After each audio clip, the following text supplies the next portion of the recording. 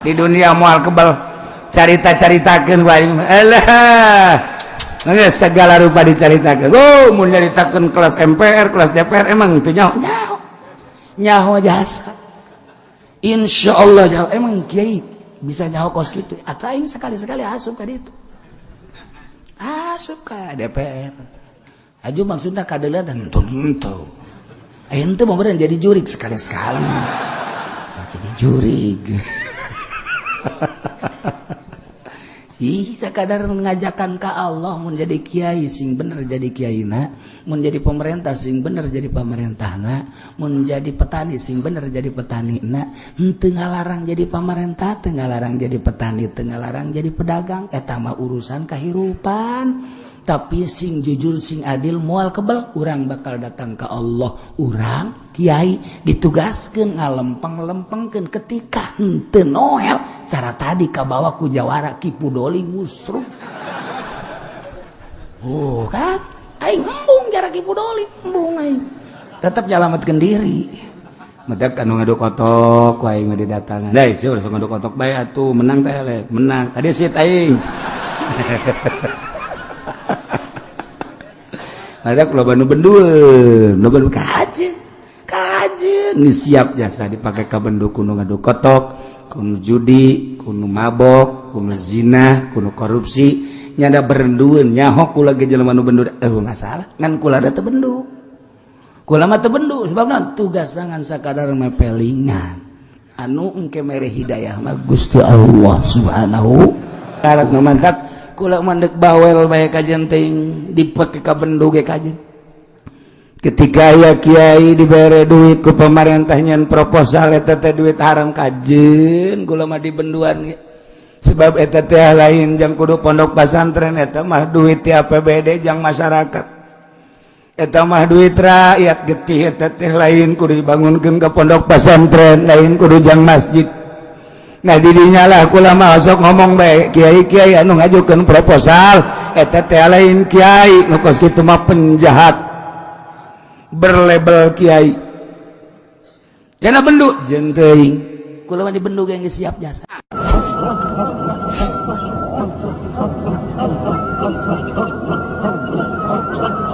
Barieun Allah mah ulah-ulah kakarak ieu aya keneh jelemana anu pernah didongengkeun ku kula teh apa? Jelema teu pernah ibadah ka Gusti Allah, gawena ngagalian kuburan nyokotan boeh bae dijual. Jadi napakahna teh nyokotan boeh bae dijual, jangan napakahan anak pamajikan. Geus puguh judi mah, geus puguh manehanana, wah raradutan. Tapi iman ka Allah, iman ka Kangjeng Rasulullah Muhammad. Begitu manehanana muriang lain dari rarasaan panjana wasiat. Anak kadar ieu kabeh abah geus lain rarasaan. Emak mana emak? Eta tungtung digigir. Oh. Naon tuh bah? Abah geus lain deui rarasaan. Rasana abah paeh. Paeh mah paeh bae jajaleun abah bae nu paeh mah lain kitu. Mun kitu abah doang nu paeh tuh sia mah kitu bae ka aing. Teu baja tetangga abah loba nu geus bae. Babaturan abah nu geus bae atuh meureun ku ari giliran abah. Sia mah kitu.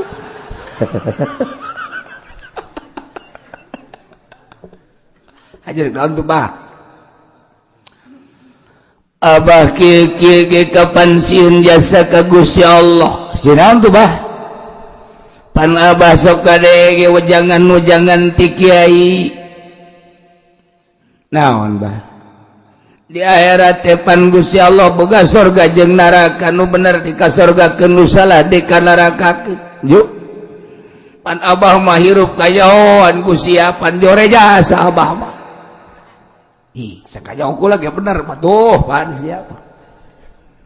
Mabok aya di abah, zina aya di abah, judi aya di abah. Aju abah mah pan napakah teu gagali kuburan neangan boeh jangan apakahan masia jeung sia. Burung kula ieu tina boeh paingan. Kula kadang-kadang jadi pocong. Aja ku babah. Abah mah wasiat bae mun Bapak Abah mah belum bae. Ibah, ulah tuh pan urang mah Islam kajian. Belum wasiat saya ulah teh. Belum. Geus belum kumpulkeun areng-areng Abah. Lebu-lebu Abah, andai kata aya tulang taleng anu encan jadi lebu tutuan ku sia kena jadi lebu. Haju di saat angin gede, aurkeun lebu Abah di luhur gunung atawa ka laut. Ulah satempat kena acak-acakan lebu Abah. Emang kunaon gitu, Pak? Pokona Abah sieun jasa disiksa. Abah engkepan hese aya lebu mah.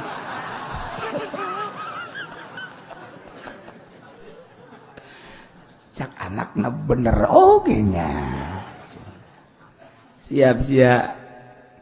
Laksanakeun wasiat Abah. Siap, Bah. Tak Abah tenang, Abah geus lah cukup, Abah geus moal disiksa. Eueuh bae geus, Bos. Geus kayakinan Abah geus kos kitu, geus. Ha geus, Bah. Egera paeh bae. Je.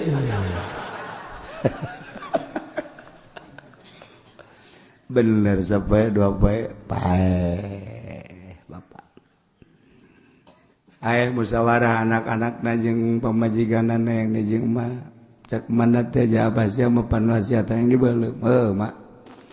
Ngajupan hayang diajur-ajur lebuna aju dipicieun diaur-aur kedah ketebak angin di mana bae. Bener, Mak.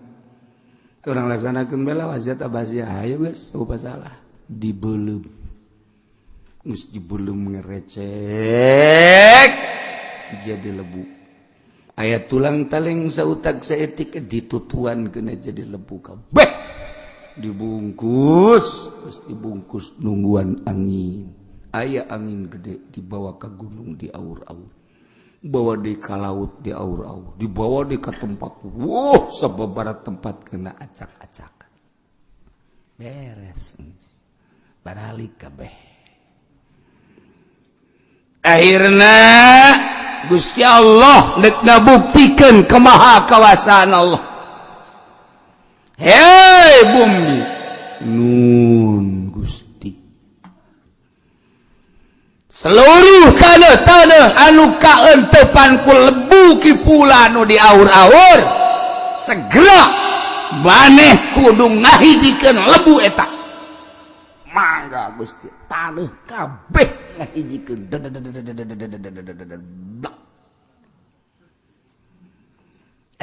lebu-lebu nu geus kahiji jadilah maneh kipulan jadi deui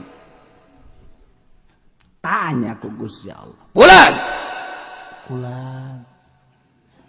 aidek daja kasihan naon sababna eta sia make jeung hayang dibeuleum sagesta dibeuleum kemudian jadi lebu sagesta aya tulang taleng kudu ditutuan kena jadi lebu haju kudu diaur-aur di angin anu gede di luhur gunung di laut jeung di mamanan naon coba maksud sia Gusti abdi teh ku sieun-sieun kasiksa Gusti pan sieun kasiksa teh sia kudu make jeung dibeuleum keyakinan abdi ka Gusti teh sugan bae ai dibeuleum mah jadi lebu teh geus eueuh abdi jadi abdi deuk disiksa da hese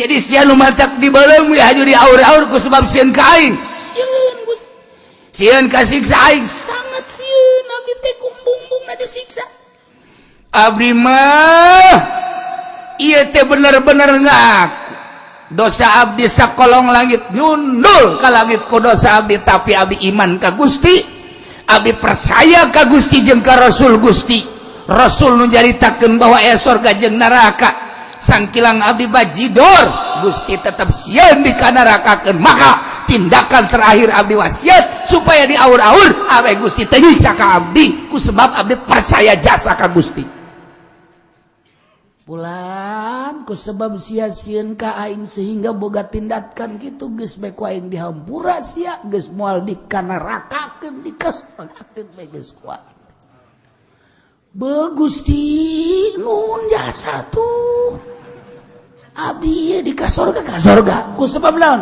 boga keyakinan sia jeung sia sieun ka aing tuh jadi urang lamun sieun ka Allah nyaan sieunna dihampura ku Gusti Allah nu mantak jelema lamun nonton main bola we eta mah teu sieun ka Allah belum tama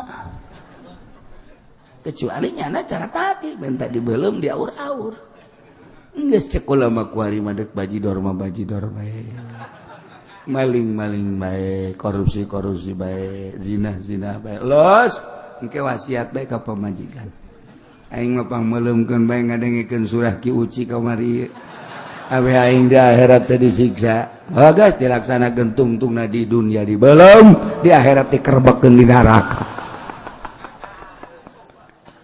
tungtungna disiksa dunia akhirat maksudna mah yakin boga keyakinan anu pohara ka Gusti Allah ieu mah carita gampangeun Allah mah dikumpulkeun lebu-lebu nu geus edi mamana ge dihijikeun dijadikeun urang de masya Allah atuh tadi dage urang cai mani tadi dakan urang cai mani mah atuh lamun dikeluarkeun ti peuting haju dikagelaskeun isuk-isuk haju ku urang pake sarapan ge embung sanu daek nyuruput cai mani gila nu aya tapi kan dibentukeun ku Gusti Allah nu gagah jadi Mike Tyson jadi Muhammad Ali jadi Norton jadi pemain bola jadi kempes Ronaldo jeung sajabana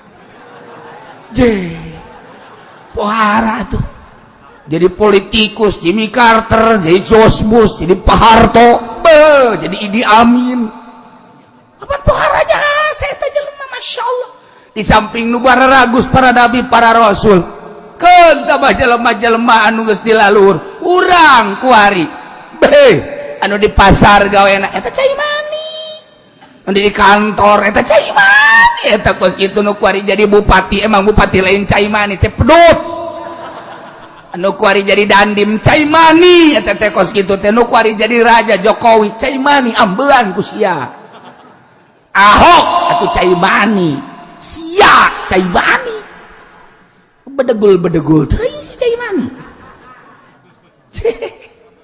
maha kawasa Allah tina cai mani jadi urang jadi lalaki jadi awewe masya Allah aya nu geulis aya nu jore aya nu kasep aya nu jore cai mani kan kabeh ge engke bakal dikebalikeun ku Gusti Allah sia nangjin aing tina cai mani ku aing dijadikeun manusia inna khalaqnal insana min nutfatin amsyajin nabtalihi faja'alnahu sami'an basyira inna hadainahu sabila imma syakira wa imma kafura inna a'tadna lil kafirina salasila wa aghlala wa sa'ira innal abrara yushubuna terus dan selanjutnya tina nutfatin amsyaj cai mani lalaki jeung sperma opum awewe dihijikeun selama 9 bulan nyana di jero rahim borosot keluar jadi si Juned kan hari urang cai mani urang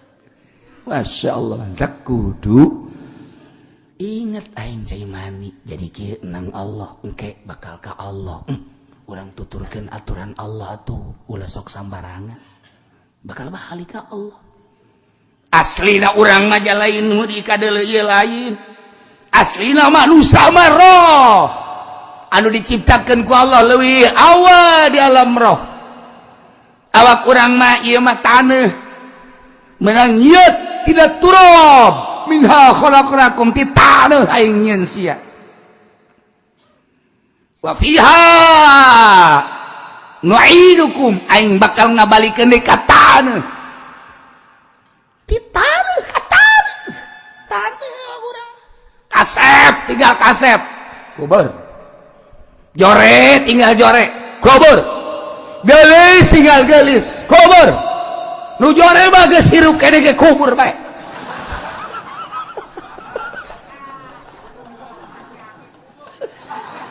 presiden kubur bae mah KPRT mah geus hirup-hirup kubur abak kubur bae kabeh tina taneuh balik kana taneuh ai anu roh ai aslina manusia roh roh asli nama orang awak batina tanah dibalikin ke tanah kubur macam-macam kuburana aya anu dina beteng buaya beteng maung beteng gajah macam-macam aya anu di Padang bek dibalikin ribuan manusia kuari tepugu kena tsunami wallahu alam di mana ragag di kapal das jadi abu kabeh tiap eta mah sapira awak min turabin ila turabin aslina manusia roh berhadapan langsung jeung Allah roh ketika orang maut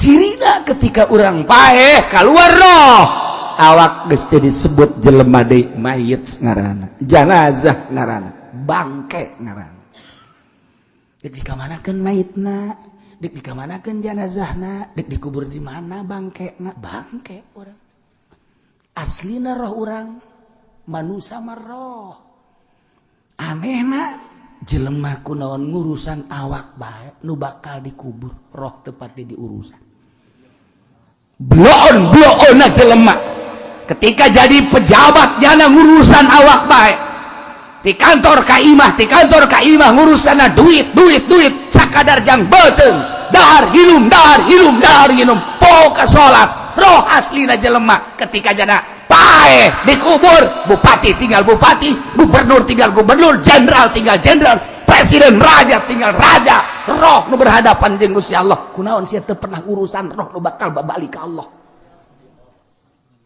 tah kagoblogan jelema teh di dieu ngaji teu daek roh gering roh teh gering awak mah kadaharanana sang daging nginum jang awak kurang sehat ya be komplek ayo sia aya koreng-koreng panasilin babahari teh kos kitu batu ayo urusan bae awak ayo urusan ku sia awak unggal peti hudang ka HS ka hudang deui urusan awak malulu anu engkena bakal dikubur nyawa zarah nyawa eueuh ke urang geus paeh mah roh urang kunaon teu diurusan teu dikenalkeun ka Gusti Allah diajakan ngaji harare sejasa cak Allah ieu haram ditabrak bae cak Allah ieu ulah ditabrak bae cak Allah ieu mah ulah atuh ditabrak bae cak Allah ieu pagawe henteu ieu atuh kerjakeun henteu roh ngejerit di jero awak urang teu diurusan cie emang kumaha gitu nu mantak ieu urang ngaji teh ieu kuari keur mere dahar roh kena yakin ka Allah hujan-hujan ge daratan urang teh keur ngurusan roh kedangeun lintuh roh urang aya nu di luar mah nya roh diurusan nya awak diurusan zahiran wa batinan nya nama eta cak nu di luar aing deui bae sial aturan makan urusan roh urusan awak wayahna puasa heula kuari mah keur roh bae urusanana ya awak tinggalkeun ieu mah teu pat teu ieu mah nya ngariung bae opatan ngeunaheun jeung urang ngaji di dieu nya barang di dieu bacang geus beak 50 di dieu ambo budak malah mun aya keneh mah tukang bacang aya keneh CF di bak asana balik moal bisa hudang nya na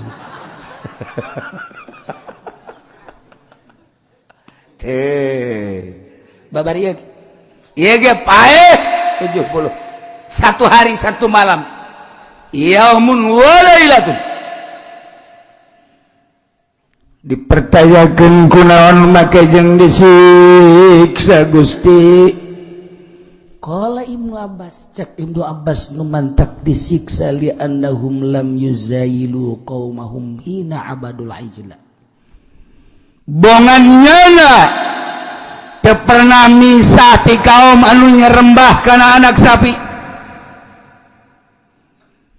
bongannyana teu pernah mentolelir ka jelema anu inkar bongannyana teu pernah dakwah cicing we nyalametkeun diri saat batur munkar saat batur inkar saat batur maksiat saat batur nyembah ka pedet nya nama nyalametkeun diri bae geus ka Gusti Allah eta teh bagus tapi disiksa bae tetep ku Allah ieu hesena jadi kiai di dieu ngomong salah teu ngomong salah.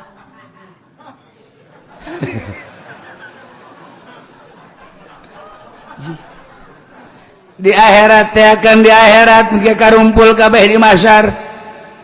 Ain geus badar Agus bageus ngeunaheun jasa timbang sasya ngaran abdi Junid. Tigali salat puasa nang di sasya ieu salat puasa nang di kiai. Ah bagus. Mana kiaina? Kiai abdi bagus. Guys surga. Ngeunah. Ahmad sia kade timbang. Sia bagus ieu salat jeung puasa nang di sasya nang ti guru abdi. Sia hirup ka zamanan Kangjeng Nabi Muhammad henteu. Sahabat henteu. Abdi mah zaman kiai anu. Gerakan kiaina aya. Sia bisa sholat bisa puasa berarti berkat kiai. Bagus ya sholat sia surga kan ngeunaheun. Mantap. Kayo kabeh yo ditararanya sholat teh bagus zakat teh bagus segala rupa bagus ditanya nang saja kiai pengajian di mana sia di anu bagus surga ngeunaheun. Tak jawara. Timbang jawara. Sholat minus 0, derajat. Puasa minus 18. Parah. Sedekah minus 20. Min kabeh.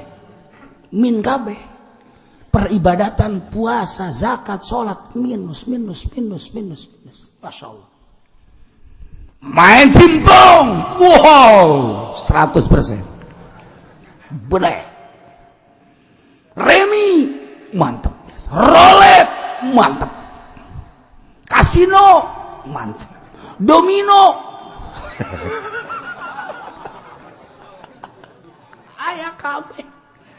ayah kabeh, masya Allah.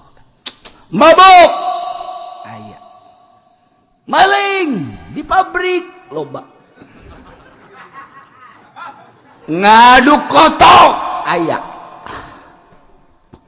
jawara sasya ngaran Prengki abdi nang sasya ngaranan Prengki lah nyaunang sa loba KTP abdi mah Prengki Predi batu sabaraha genep.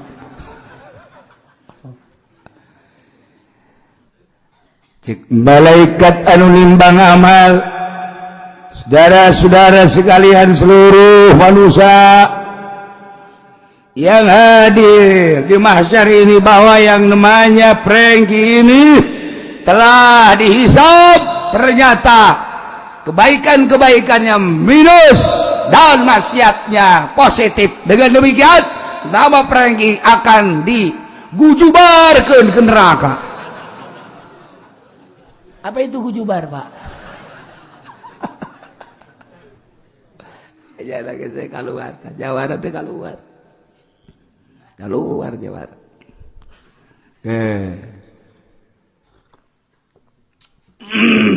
Barang keluar, malaikat. Naon sia? Abdi mung sosoranganan ka neraka panas. Deuna ge cek saha neraka teu panas. Sia hayang jeung saha ka neraka? Jeung kiai. Jeung kiai panggil ka dieu kiai panggil. Abdi mah geus jelas ka neraka tapi abdi hayang bareng jeung kiai. Cek malaikat atuh lain bareng jeung kiai kuduna jeung para jawara deui. Sia babarengan jeung tukang jimplong, tukang remi, tukang eta kuduna jeung eta. Da eta mah jelas teh mah geus teu kudu diteangan yang kapanggih neraka. Pinter kan jawara mah ngomongna pinter. Nu kos kitu mah engke ge araya, engke ge sasalaman ke di neraka kabeh araya. Ieu mah kumaha kiai. Endek naon sia jeung kiai, kiai mah jeung moal ka neraka. Henteu, panggil heula kiai, panggil ka dieu. Sia zaman kiai saha?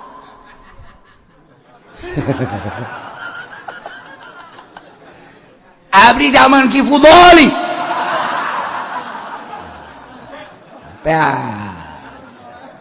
Ki Fudoli geus geter-geter. Wah, aing ka neraka oge cek teh. Apa aku jawara. Sial-sial ting nasib aing cek teh. ciut Ki Pudoli di dinya cak Ki Pudoli ulah kula bae atuh jangan bareng jeung kula Ki Nurjaya aya Ki Wahab aya cak ada jaloba kiai ulah kula bae henteu cak nyana kula nu deukeut ka imahna imah Ki Pudoli aju datang iya Ki Pudoli bener naon si Jawara nah barang jeung kula Ki Pudoli ka neraka engke heula masalah naon heula sak malaikat naon tuh ieu mah tulisan Ki Pudoli nama aya tah salat bagus puasa bagus zakat bagus haji bagus umroh bagus sanajan nya ngariung sok yang berkat tapi dah geus dihampura tah mah geus mah dihampura ieu mah bara ragus sakeuna teh tuh ayo ieu bara ragus ieu naon deui aya keneh malaikat sing jeli atuh Jawara mah sial bae di akhirat ge tolol Jawara mah sekos di dunia bae ngotot bae Jawara mah ngotot aya naon ieu sia Jawara kieu malaikat kula memang sadar tukang kitu bobok tukang tarok kula kan tukang ngadu kotok di tukangeun imahnyana tapi kunaon nyana teu pernah ngalarang kula diantepkeun ku nyana nafsi nyana ceramah ka batur nyana ngaji nyana magahan santri ngariung kula ngadu kotok ditungtungeun imah lah kahalangan sababaraha imah tapi kula diantepkeun bae teu pernah dilarang nah ku gara-gara nyana teu pernah ngalarang kula terus ngadu kotokna dengan tidak pernah melarang hijikeun jeung kula ka neraka cak Ki Pudoli sial deui nasib aing cak nasib aing jadi kieu tanya deui Mail Asia Ki Pudoli emang beneran teu pernah ngalarang henteu emang kunaon sieun kula kanyana sebab dia nama Jawara bae kiai mah pokona mah tugasna ngalarang urusan kabelah dituna dek nurut dek tenurutkan lain urusan kiai aing main gapleh diantep aing main remi diantep aing mamawa imah ka imah hareupeun nyana lewat kunyana diantep aing adu kotok diantep aing nuntut ka pangeran dengan nyana ngantepna ka aing tetep kudu bareng jeung Ki Pudoli ka neraka jahanam aduh cek Ki Pudoli aya bae akhirnya bebe jaka Gusti Allah Gusti kumaha ya hijikeun tetep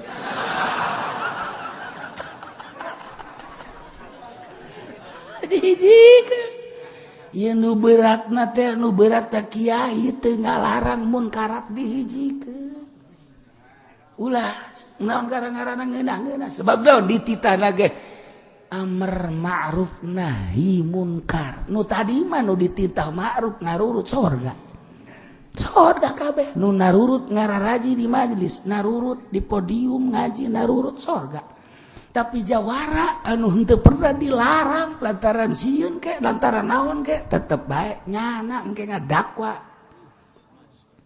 ieu nu beratna keung meunang tibana ieu tah falamma akhadhat humur ajfatu nu mentek ieu nu 70 sakitu barara Gusta disiksa ku Gusti Allah dengan goncangan-goncangan gempa bumi nu dahsyat datang kapaekan ieu teh merupakan siksa cek Ibnu Abbas lianahum lam yuzailu qaumahum lantaran manehanana henteu pernah misahkeun ka kaumna hatta abadul ijla sehingga kaum-kaum ngibadahan ka anak sapi nyala henteu pernah mentolelir nyala henteu pernah dakwah janu dakwah nama Kangjeng Nabi Harun nu mantap Kangjeng Nabi Harun teu kuateun ge dakwah anu ngabantuan nu iman ka Kangjeng Nabi Musa aya ngan cara ricing bae ku cicingna disiksa ku Gusti Allah berat nu mantap ulama ngocoprak bae ge sabodo nyaritakeun pamarentah korupsi, nyaritakeun pemerintah korupsi ka jeung teuing nyana benduk ka aing moal kebal hirup di dunia nyanana ge bakal jadi sampah masyarakat. Jeung teu aing mah dibenduk ku nyana. Aing mah nyaritakeun kredit haram deuk di dieu nya deuk henteu pokona mah asal nyaritakeun we hukum ti Allah kredit ala kos kitu teh dua akad haram. Deuk ditentang ku kiai desa bodoh, deuk ditentang ku nu kredit los. Lantaran engke di akhirat aing engke kunyana bakal didakwa. Hai. Ji. Kita mangke kaman lemon nu kredit diasupan ka neraka. Bus asup ka neraka. Begitu diasupkeun ka neraka nyana ajol-ajolan. Saya abdi Haji Pendi. Coba.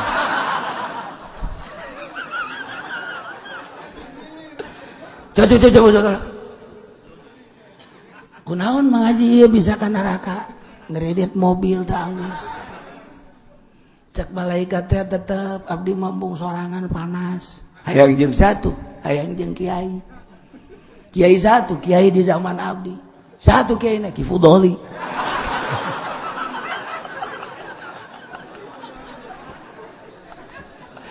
Kunaon tuh ieu Haji Bani make jeung hayang kiai atuh ngahiji bae jeung nu para kredit deui. Oh, tamatu geus teu kudu dicaritakeun ka paranggih ge di neraka. Ieu mah abdi mah hayang jeung kiai bae. Emang kulon sebab abdi ngredit teu pernah ditegor-tegor ku nyana, malah nyana nginjeman mobil bae ka abdi. Oh, sakieu na Ki Fudoli. Bener, kunaon atuh Ki Fudoli eta teu pernah jarekanan atau teu pernah nganasehatan. Butuh abdi. Sekali-sekali nginjem ke mobil nyana. Oh, cek Gusti Allah hijikeun habek. Ngagujubar kabehan. Tuh kan, ai kitu mah geus nyaritakeun haram. Begitu aya nu nungtut, Ki Uci cenah eta kudu dihijikeun cak nu ngredit ya. Emang kunaon? Sebab kula ngredit teu pernah kitu ditoel-toel ku nyana. Wong ke jamaah heuh. Tidak boleh sademo ke di ditu. Deh, aing ngadenge nyana nyaritakeun haram kredit. Aja sia kredit, aing mah ngredit terus. Jadi nyana anu ka neraka aing mah aman. Ye, Ki Fudoli doang nu ka neraka. Dipimpin ku Haji Pendi ya. Nah, iyalah urang ketika aya munkarat nu mantap kula mandek bawel bae kajen teuing dipake ka bendug ge kajen. Ketika aya kiai dibere duit ku pemerintah nyen proposal eta teh duit haram kajen, kula mah di benduan ge. Sebab eta teh lain jang kudu pondok pesantren, eta mah duit ti APBD jang masyarakat. Eta mah duit rakyat getih, eta teh lain kudu dibangunkeun ka pondok pesantren, lain kudu jang masjid. Nah didinya lah kula mah sok ngomong bae kiai-kiai anu ngajukeun proposal eta teh lain kiai nu kos kitu mah penjahat berlabel kiai. Cenah bendu jeung teuing kula mah di bendu ge geus siap jasa. Aju engke di akhirat nyana dipanggil kula geus ngomong. Kitu bae geus. Di mana sih cenah letak haramna? Mun hayang nyaho mah lamun yayasan ngajukeun proposal teh 100 juta anu turun mah 50 juta. Bocor 50 juta. Malah aya nu ngeri aya hiji proposal ngajukeun 500 juta ti pondok pesantren. Kemudian DPR anu nandatangani, DPR anu ngabantuna begitu turun 500 juta dibikeun ka pondok pesantren yayasan nama 150 juta. Berarti tekor sabaraha? 350 juta. Emang aing teh nyaho jasa lillahi ta'ala. Allahu akbar. Per detik ieu nyaho jasa jelema nyaho yayasan nyaho DPR anu memperjuangkeun age insyaallah nyaho jasa, insyaallah nyaho jasa. Haram eta DPR nanu jelas geus haram jasa korupsi nyana ngajukeun haram memfasilitis tuh siapa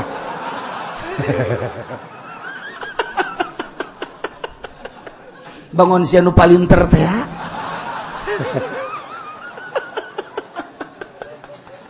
ya udah jasa eta kakarak hiji encan dicaritakeun nu samiliar encan jauh ieu saja di Kabupaten Tangerang nyaho insyaallah kulanya DPR ge nyaho yayasan ge nyaho cenah kiai kok bisa nyaho kitu emang gaib tanah panyanana bebeja ka sabaraha yayasan nu bebeja lantaran kan nyerian ngajukeun sakean turun sakean ngajukeun sakean turun sakean kumaha cenah ieu kula jih eta mah cak DPR teh goblok jasa si bebeja bae ka Kiai Ucita tolol teh teh jadi bae nyanyahoun sia tah aing nu tolol bego ji urang adu tolol jeung sia ayo kula mah bawel kajin abenaon di akhirat aing aman mana enggak sakala rupa geus dicarita-caritakeun korupsi geus dicaritakeun urusan yayasan geus dicaritakeun proposal geus kredit geus beres begitu di sidang ku malaikat Haji Uci siap mana pernah nyaritakeun tentang kredit sangat siap coba salah satu saksi Haji Makmun emang Haji Makmun aya lamun teu undangan aya jada jauh dua teku kula dicaritakeun we jarang ngaji di zaman abahnya nama tiba heula nya nama ngaji zaman Haji Meme Naib Meme teu nyana eta kolot-kolot kula gesok neulekeun ke zaman gagah di suud teh zaman eta araya keneh tinggal hiji dua deui moal kebal deui teh ge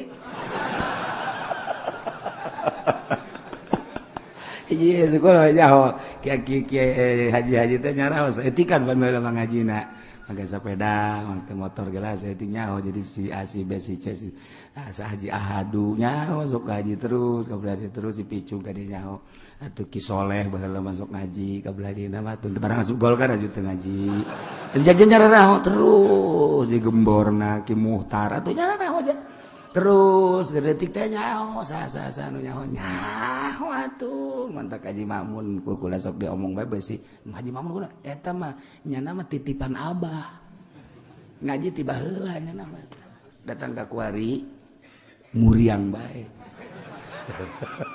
saksi jabat tuh 1 2 pernah kamu nyinggung korupsi terhadap pemerintah sangat Pak bahkan dari mulai papan atas sampai papan buruk Pak saya jelasin satu persatu kalau dijelasin mulai dari Abu Rijal Bakri dan lain sebagainya saya tahu perkorupsian di kabupaten pun saya sangat tahu sebab pemasukannya saya tahu ada 4, sekian triliun yang digunakan sekian saya tahu untuk PNS sekian persen untuk pembangunan sekian persen untuk yang ditilap sekian saya sangat tahu dan saya sering singgung adapun dia benci sama saya leg-leg ku sia benci aing mah salamat tuh cak malaikat bagus bagus geus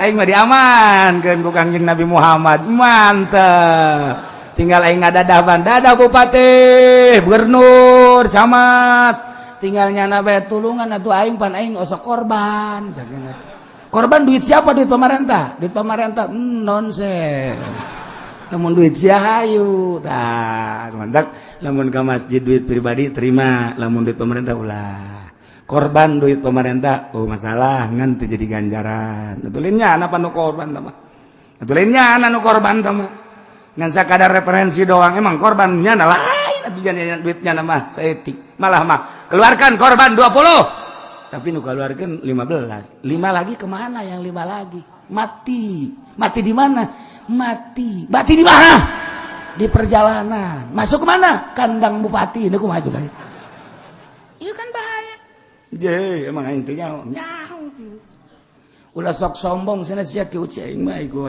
aya sombong bae we henteu bae sia mah benerkeun bae ongkoh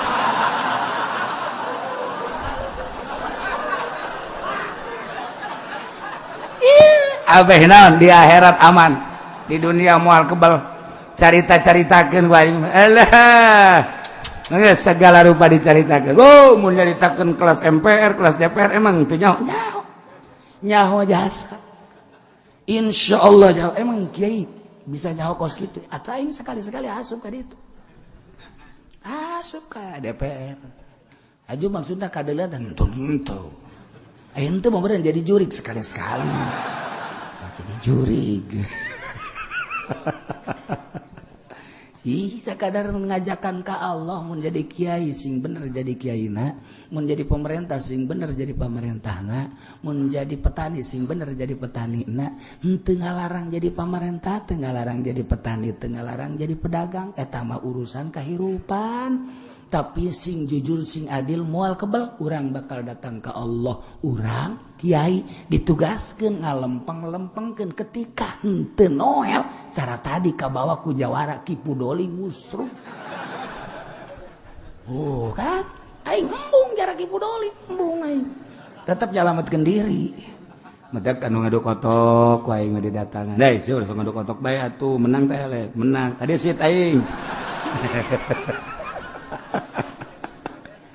Ada kalau nu bendueun, nu bendu kaje, ini siap jasa dipakai ka bendu kuno ngadu kotok, kuno judi, kuno mabok, kuno zina, kuno korupsi, nyada berendueun nyahok kula ge jelema nu bendu, masalah, ngan kula da teu bendu, kula mah teu bendu, sebabna tugas ngan sakadar mepelingan, anu engke mere hidayah mah Gusti Allah Subhanahu wa Ta'ala. Nah, iyalah. Ku gara-gara anu 70 teu pernah mentolerir, teu pernah peduli terhadap peradaban anu berubah. Ibadah lain ka Gusti Allah tapi ibadah ka anak sapi nu dibawa ku Musa Samiri nyana ku Gusti Allah disiksa. Ketika jelema pararaeh Kangjeng Nabi Musa neuleuh jelema sing golepak sedih ceurik. Qala rabbi law syi'ta ahlaktahum min qablu wa iyyai.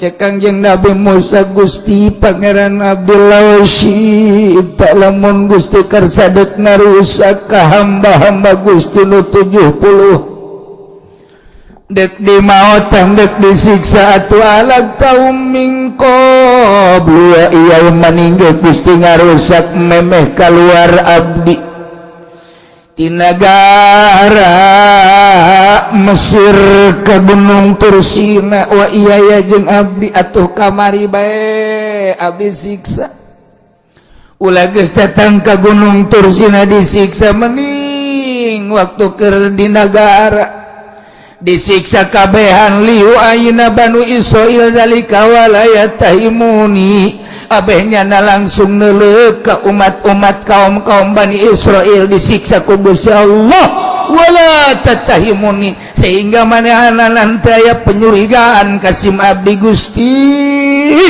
mun ku Gusti dek disiksa ayeuna atuh maning kamari bae memeh berangkat nah Gusti make jeung nyiksa ayeuna engke lamun abdi balik sorangan ieu kaum pararaeh mana teuing curigana meureun kaum Bani Israil tuh Musa berangkat ke Gunung Tursina nu 70 pae dibuluh berarti ku Musa. Gusti ulah sampaikeun ka kitu. Ulah sampai ka kitu Gusti. Law syi'ta ahlaktahum min qablu wa iyya. Atuhlikuna bima fa'ala sufaha minna. Apakah Gusti maehan ka kami sadaya ngarusak ku pagawean-pagawean kalakuan-kalakuan anu diperbuat ku jelema-jelema nu bodoh ku gara-gara nyana nyembah pedet ku gara-gara pindah pangeran sebahagian kalari itu kemudian kami disiksa kabehan atuhlikuna bima fa'ala sufaha minna nu dimaksud Gusti atuh ulah ku gara-gara batur nyembah ka pedet abdi disiksa ulah Gusti hamzah nalil istiatab maksudna menta kadeudeuh jeung kanyaang Gusti anu nyembah ka pedet bae anu inkar bae ku sebab manehanana inkar dosa-dosa jana kok siksana dibikeun ka kami Gusti atuh kami masalametkeun bae Gusti deudeuh jeung nyaahan atuh Gusti ulah sampaikeun batur nu nyembah ka pedet ku Musa Samiri diajak kaju kami anu disiksa ieu di luhur gunung atuh likuna bima fa'ala sufaha minna in hiya illa fitnatuk teu aya ieu mah sakadar cobaan cek Gusti aing teh nyoba Musa ketika maneh munajat ka Gunung Tursina mukalamah jeung aing kaum teh dicoba ku aing ketika ditinggalkeun ku anjeun sebagai pembawa risalah ieu teh kaum deuk dicoba ibadahna aing teh nyieun Musa Samiri aing nyieun kaistimewaan kabisa Musa Samiri nyieunlah tina perhiasan kaum Kipti emas perak jeung sajabana dihijikeun dijieun anak pedet sehingga anak pedet bisa nyarita bisa ngomong bisa sasada bisa mukalamah ku aing dicoba manusia kaum ngagelok atawa henteu nang aing nyoba iya illa fitnatuk tudillu biha man tasya wa tahdi man tasya ulah bingung Musa ulah bingung sebab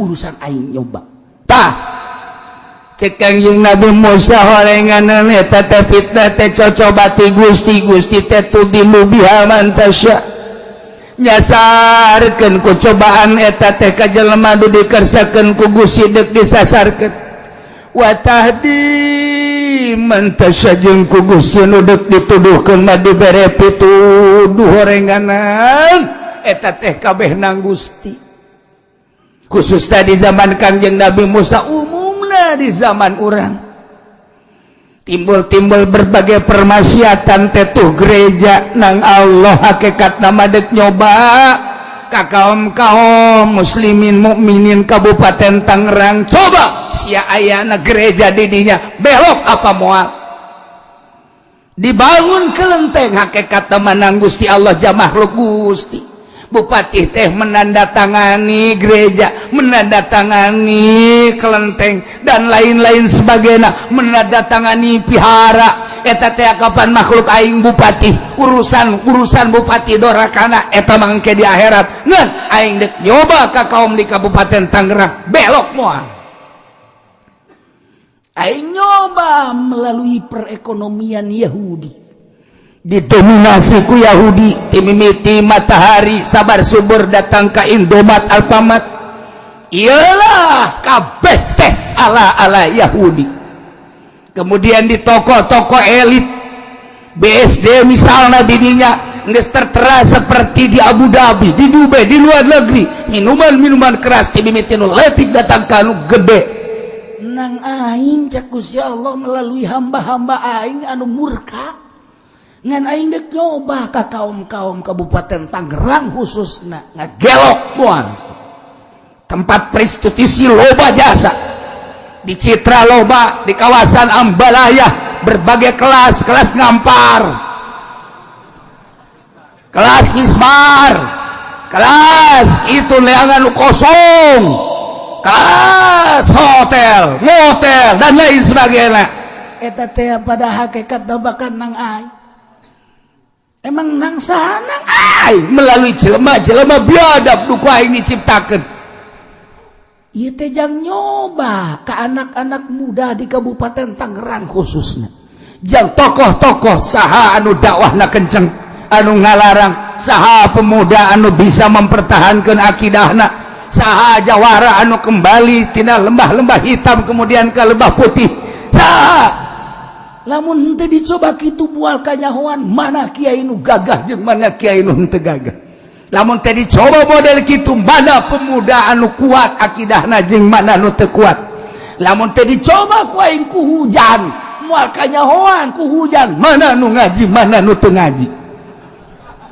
cobaan sarua bae ternyata begitu dibere hujan 70% ngaringkuk di iman cobaan sangkilang nu ngaji ka dieu ge teu murni nu tadi teh lantaran nyana embung kampange jeung polisi sakitu teu cenah kiai yang mah murni rek ngaji teu mah geus teh urusan nyana jeung Allah aing mah keur ngomong bae teh urusanna ya kanyawan ieu beungeut anu merengut jeung nu teu mah coba terus engke ge kitu bae berputar dunia ini berputar engke aya jelema naon kitu ngaranna itu jelema nu dugalah engke ditimpali deui ku Gusti Allah jelema anu Gatot Kaca datang deui Arjuna datang deui Samyaji datang deui kitu Cepot datang deui engke ka dieu si Gareng datang deui ka dieu si Semar datang deui terus Kombayana woi datang deui pan cenah kiai nya rokos kara itu dan disiapain aing ge nyaho teh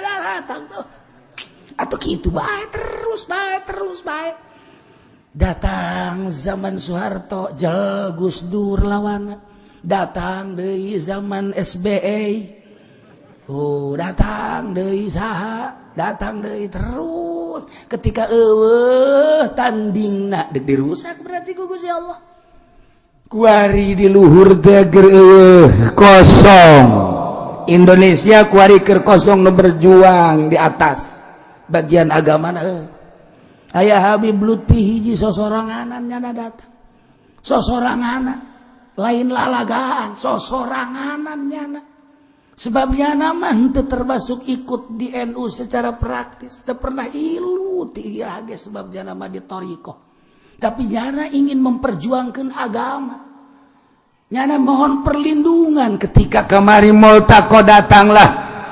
sababaraha menteri minta di itu rekomendasi presiden alhamdulillah merekomendasi datanglah di Turki, datanglah di Maroko, datanglah di Baghdad, datanglah di Malaysia, datanglah di Amerika, datanglah di Tunis, datang dunia kelas. Nah, ieu teh naon ieu deuk nyaritakeun negara anu keur carut marut. Indonesia khususna umumna dunia Islam cuma cerita. Kabeh nyaritakeun bener. Organisasi ieu nyaritakeun pangbenerna, organisasi ieu nyaritakeun pangbenerna, organisasi ieu nyaritakeun pangbenerna. Di antara organisasi kitablah hiji sarua bae Al-Qur'an tapi kenapa tidak pernah menyatu eta nu deuk diobrolkeun di multaqo teh. Banten nu meunang undangan hanya kula ngan teu ka ditu tapi nyaho. Kok bisa nyaho sih ulah loba omong sih. Kalau lo bawa pesantren hanya babaraha pesantren, mesti nama orang NU nu aktif tapi ente. Hese nyaritakeun anak kuari carut marut. Dek mempersatukan bangsa jeung negara, agama di jerona. Minimal ulah coplok ieu teh sabaraha provinsi. Kahiji. Nomor kedua ulah terlalu ngarasa bener sorangan.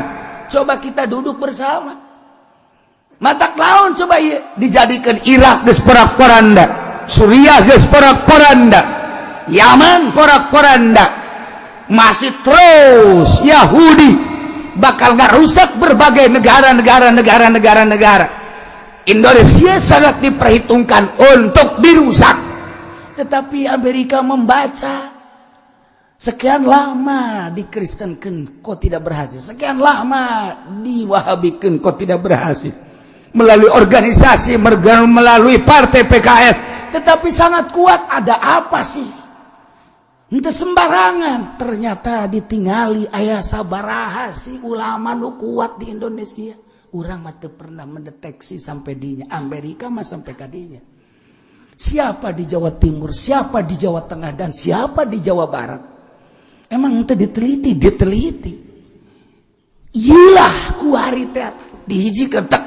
Hanya sorangan nu main NU sakitu ayana FPI emang geus kos kitu motifna HTI atuh emang geus kos kitu Hurud kos kitu Henteu salah kabeh tapi teu pernah bersatu. Ketika tidak pernah bersatu, amun ditumpangan kunyana jadilah perang.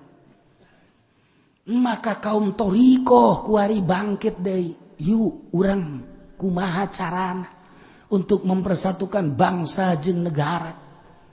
Supaya urang teh memiliki ieu negara urang. Nusantara Indonesia teh milik bangsa Indonesia. Mulai ahli-ahli Torikoh dararatang ku hari teh ka tokoh ka dieu mali caritakeun teh sampai ka gubernur sampai ka presiden. Presiden sedang mengkaji siapa sih ahli Torikohnya, siapa sih? Tuh nu bantah kula sok nyaritakeun kitu teu sambarangan. Bisi engke aya di MPR aya kula di ditu kadeuleu ulah kaget. Tuh siapa sok kita percaya bae ka aing heran mah. Lain lalagan. Masya Allah. Kuari mulai dihisap Indonesia. Oh, ternyata pola pikir Indonesia berlai, sangat luhur, sangat maju, sangat dominan. Sebab telah membahas bukan Indonesia saja, membahas Suriah, membahas Baghdad, membahas Yaman, membahas Turki, membahas negara-negara ASEAN. Terus bagaimana cara menyatukannya? Geus kaambeul ku hari ku Amerika. Maka NU ikut main, Kiai Hasyim Muzadi ditonjolkan kembali. Yeay, nu mantak ge, ulah macaan koran bae, ulah deulean TV bae, lamur mata sia. Mane kan ngaji ku aing dibejalan ku hari. Yeay. Sebab nu bergerak ti baheula Torikoh. Kemenangan Baghdad di tangan Torikoh, kemenangan Indonesia khususnya Banten di Torikoh, Ki Hasyim Asy'ari melalui Torikoh, Yaman melalui Torikoh, Suriah melalui Torikoh. Ketika geus acak-acakan Torikoh, sebab berjuang tanpa Torikoh.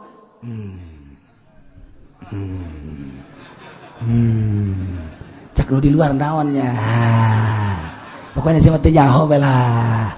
Tuh, berjuang di organisasi tanpa ieu teu jalan, berjuang di partai tanpa ieu teu jalan, tipu doli pidato tanpa ieu teu jalan, Haji Pendi maca kutub-kutub robani tanpa ieu teu jalan.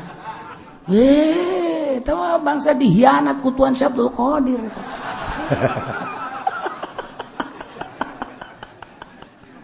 Tuh. Tetapi ketika ahli Torikoh numbus bergerak, ngaji lillahi ta'ala, ceramah lillahi ta'ala, dakwah lillahi ta'ala, di organisasi lillahi ta'ala, di partai lillahi ta'ala, melangkah dengan pasti lillahi ta'ala, gugur di medan laga karena motif lillahi ta'ala, ridho Allah. Nah aku hari mulai aya naon karak sapotong tak carita tah. Karak sapotong tah. Waduh, geus jam 10:30. Karak sapotong ieu mantep jasa ieu. Lantaran ieu deuk nyaritakeun Nusantara ieu mah. Lain lalagaan ieu mah. Bakalna saha ieu nu jadi pelopor engke. Saha nu jadi pemersatu engke bakal. Sebab naon? Sebab ti Gunung Karang geus turun informasina, ti Gunung Kencana geus turun informasina, ti Gunung Gede geus turun informasina, ti gunung nu aya di Jogja, gunung geus tarurun, tuh di Bima anu henteu pernah bisa kataekan ku jelema tanpa melalui kuncena geus turun. Nyaritakeun naon ieu sarua? Nyaritakeun kebahayaan Indonesia. Lamun geus tarurun nu ku sakararitu mulailah da turunakan ke ahli Torikoh nu kos kararito mah beda deui nu turun ka Haji Pendi kan juri betul kamang nu turunanna teh bangsa kuntil anak nu turunna atuh ieu mulai ya Allah ya Rabbi. Nah nu mantak aya naon di Indonesia kok bisa jadi kuat kieu. Amerika ge kaget. Masya Allah. Tuh. Atuhlikuna bima fa'ala sufaha'u minna in hiya illa fitnatu. Fitnah, cobaan. Aya naon bage cobaan. ketika orang magahan ngaji Kiai sapira Kiai tamat SD ge henteu haju tamat nama SD ijazahna ge geus di dahar rayap sapotong aya sapotong eueuh begitu datang partai Golkar nyana ilu Kiai goblok kurang gede gob sia ta nu neruskeun sekolah henteu naon henteu ilu di partai ai geus kumaha tuh ngadoakeun kiai mah ngadoakeun ulah ilu sebab mun ilu mah kabere asal geus kabere moal beres ngadoakeun ai ngadoakeun mah mudah-mudahan kabere bae udah bener tolol kabeh je asal geus ilu kadinya parem asal geus elu kadinya parem geus teu diakui deui ku ari nu diakui kiai teh kapan kiai salapi ketika jelema nyieun pondok pesantren modern santrina 5.000 10.000 bagus salah henteu yang perbandingan sangat bagus jeung sangat dominan bahasa Arab bisa tidinya bahasa Inggris bisa tidinya bisa jadi bupati jebolan pesantren modern sangat. Tetapi ketika nyaritakeun ibadah eueuh nanaonna tur kiai nu pondok pesantren teu diakui masyarakat bawahnya kiai teu kabeh ku muridna doang tuh kiai ai masyarakat mah teu nyebutkeun kiai tuh siapa yang serikeun heran tapi kiai pondok pesantren salap mah nu kuarina dihina barang datang bae ka lembur mulai tad kemana tad kiai sorangan nu nyebut ustad masyarakat geus ada kebelan euy yai mana kiai nang saja buat gitu nang Allah kebelah dituna woi mama nukan kemanaiji mulai geus tuh sebab naon sebab ai kiai modern mah kapan aya sekat jeung masyarakat tadi aku kiai ku masyarakat tapi kiai salaf mah kiai ulan henteu ka mana henteu aduh kiai mah tuh naon penting ngariung oh ya siap ngariung menang 2 poe kiai hampura kunaon abah kula paeh pangmandiankeun siap yang ising didinya kiai didinya kiai nu mandian geus beres di pandian kiai bungkus kiai kiai salatan ku kiai siap kiai jauh sasa panggul habek siap gitu kiai mah aduh memang kos gitu mah teu mau kos di masjid kiai nongkrong trong kiai dohor ngadaguan jelema eueuh kapan azan panjana Allahu akbar Allahu akbar Allahu akbar Allahu akbar sugan aya masyarakat datang eueuh keneh bae geus salat ratib eueuh keneh Allahu akbar asyhadu an la ilaha illallah asyhadu anna muhammadar hayya 'alas shalah hayya 'alal qomati shalah qad qad Allahu akbar la ilaha illallah Allahu rabbah eueuh keneh bae salat ka paibaran sorangan bae usolli fardhu zuhri 4 rakaat imaman lillahi ta'ala cak ada tatangga weuy makmumna mana ulah ngomong Allahu akbar geus beres sugan rakaat kadua aya nu datang kan lumayan geus teu kudu niat deui maksudna geus lamun niat imaman ke rakaat kadua datang geus teu kudu niat jadi imam deui kan ngeunaheun sugan rakaat ka sugan atuh keur tahiyat hating datang ka tahiyat eueuh Assalamualaikum warahmatullahi alhamdulillah geus beres nah sugan keur wiridan datang datang ka balik sorangan diborong punya mantaknya kebal-kebal macamnya dijual baik itu kok aing masih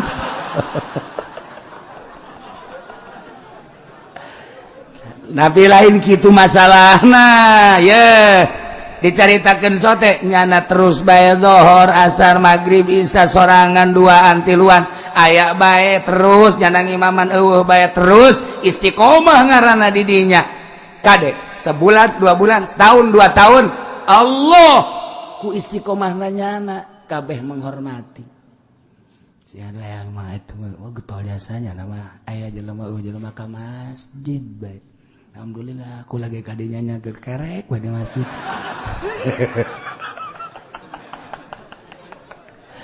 kebal-kebal diakui masyarakat coba kiai modern malah ya sebab naon beda niat niat nage ke waktu mondok nage hayang bisa ibadah, henteu hayang jadi ustad, teu hayang jadi kiai, hayang bisa ibadah. Atuh geus we kuari wudu bisa, salat bisa, ibadah. Allahu akbar. Ih teh kudu aya batur atuh ibadah mah. Allah niat di pondok nage endek ibadah. Aing di pondok pesantren modern mah niat nage susuganan aing geus boga ijazah mah ke ditarima jadi lebe. Mudah-mudahan jadi amil, jadi depak, ya emang niat pakai kos gitu. Jadi kumaha tuh? Teu kumaha, eueuh nu salah, eueuh. Sugan disalahkeun lain. Lamun eueuh pondok pesantren modern atuh deuk saha nu maju.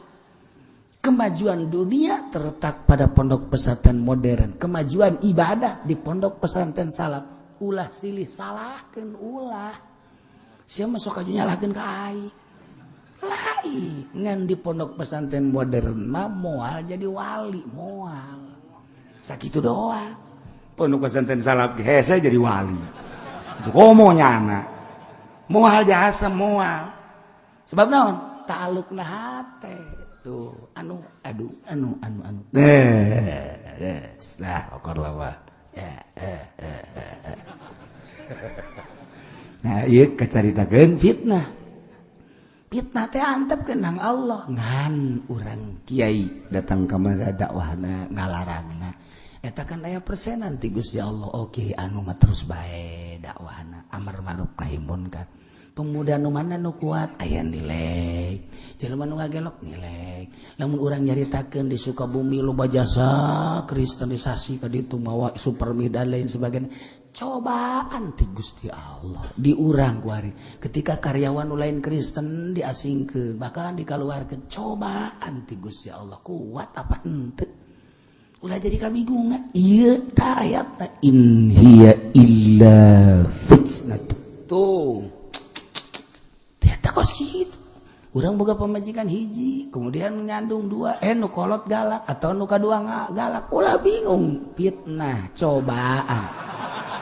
Ulah bingung ulah tama engke ge koleng sorangan tama atuh kayana tanggung koleng 3 ayo geus tanggung koleng 4 geus 4 teu bisa balik nya sia kurang cicing di dieu puyeng aing balik ka mana ieu cakena teh ka nu kolot nyarekan bae nu ngora kitu kene nu katilu kitu kene nu kaopat kitu kene aja goreng mah lah aing mah ngagejeburkeun maneh wae tungtung nama lain indah nyandung ngagejeburkeun maneh ulah bingung fitnah kabeh ge cobaan harta cobaan sehat cobaan penyakit cobaan ilmu cobaan na ieu kuari nu kadeuleu ku urang perumahan gerejana cobaan lamun urang teu dicoba moal kayahoan luhurna urang.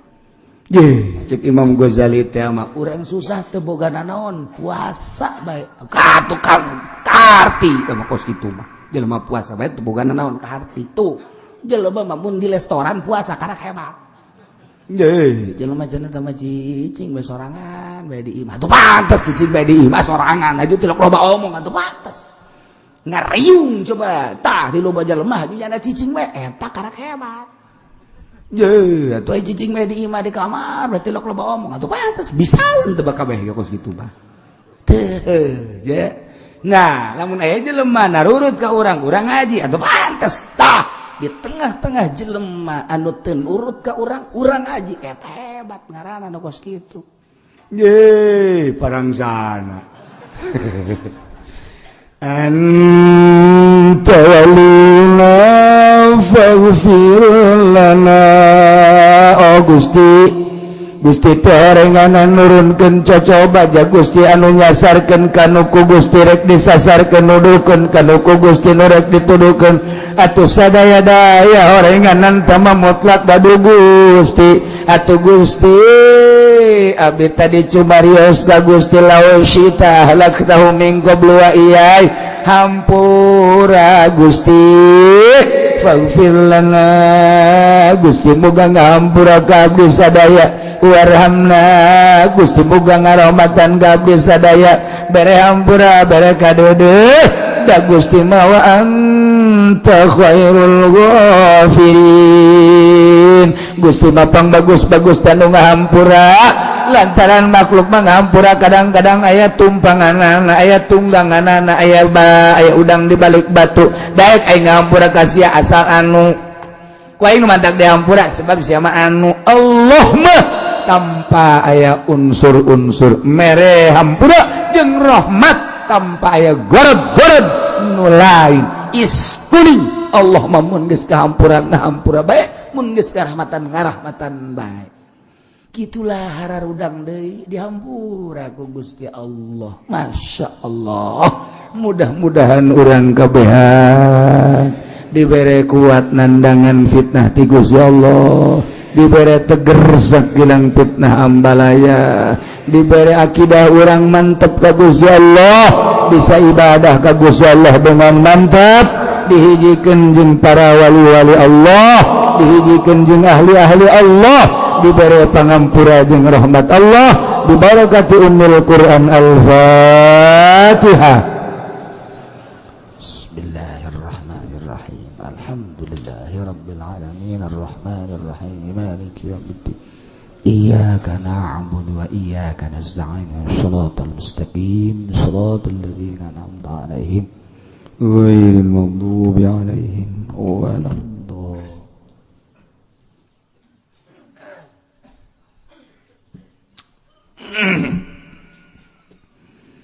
Allahumma shalli wa sallim ala sayyidina Muhammadin fil awwalin wal akhirin wa barik wa sallim wa radiyallahu ta'ala an sadatina ashabi sayyidina Rasulillah ajma'in.